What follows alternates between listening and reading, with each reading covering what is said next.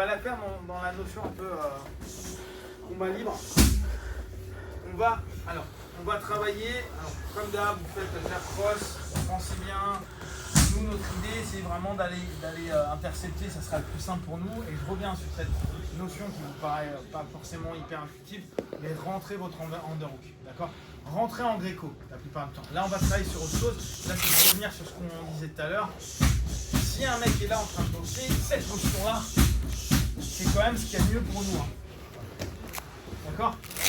Que tu fasses de la boxe anglaise ou de la taille, s'il y a du Hamza, il est grand, il a un peu la garde en mode Chili shell, vous allez directement en contact, ce qui nous permet de rentrer rapidement. D'accord? On sait toujours le contrôle de l'autre. D'accord? Donc là, c'est vous travaillez. On admet que j'arrive pas à rentrer, il est chaud, il est galère, j'y arrive pas. D'accord? J'ai un peu peur. Ce que je vais faire, alors, hier j'avais commencé sur du low kick. On va pas faire low kick, on va faire calf kick, d'accord? Donc on va aller travailler pour aller shooter cette partie-là. Ok? Donc vous rentrez soit avec cette partie du pied, soit avec la malléole. Pourquoi? Parce que c'est pas un point dur, vous n'allez pas vous péter quoi que ce soit, d'accord? Donc on va partir sur cette notion-là. Laisse-le, je ne vais pas taper fort. Donc il donne 1, 2, je percute. Et là, alors bien sûr, il va revenir, il va pas se laisser exactement. Moi, je vais revenir à l'intérieur. Ok, ça va pour tout le monde. Mon kick, je ne fais pas beau gosse en mode mouais ou en mode karaté ou autre. Je fais un truc sale.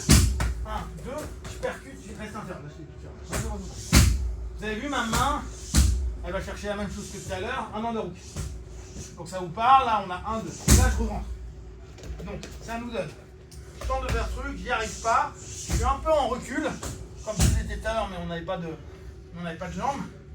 Tape bas. Et j'insiste bas, parce que ça nous évite, si on a des MMA ou autre, que quand on descend, voilà, il y a qui prennent la jambe. Là c'est dur pour lui de prendre la jambe. D'accord?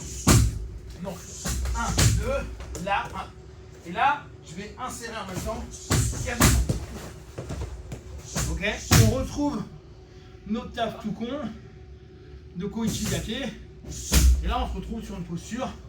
Même s'il est là, on peut aller travailler. Nous, on est toujours grappeur. Notre but étant de passer sur des postures où on se sent assez fort, attendre un peu, fatiguer le partenaire, puis passer au fur et à mesure. Là encore, on ne se précipite pas. Tout à l'heure, alors surtout avec des gabarits comme lui, qui jouent beaucoup sur le fait qu'on passe. Et à ce moment-là, il explose pour nous ramener de l'autre côté, par exemple. Ça, il aime bien le faire. Votre priorité, en tant que grappleur, c'est avant tout contrôle.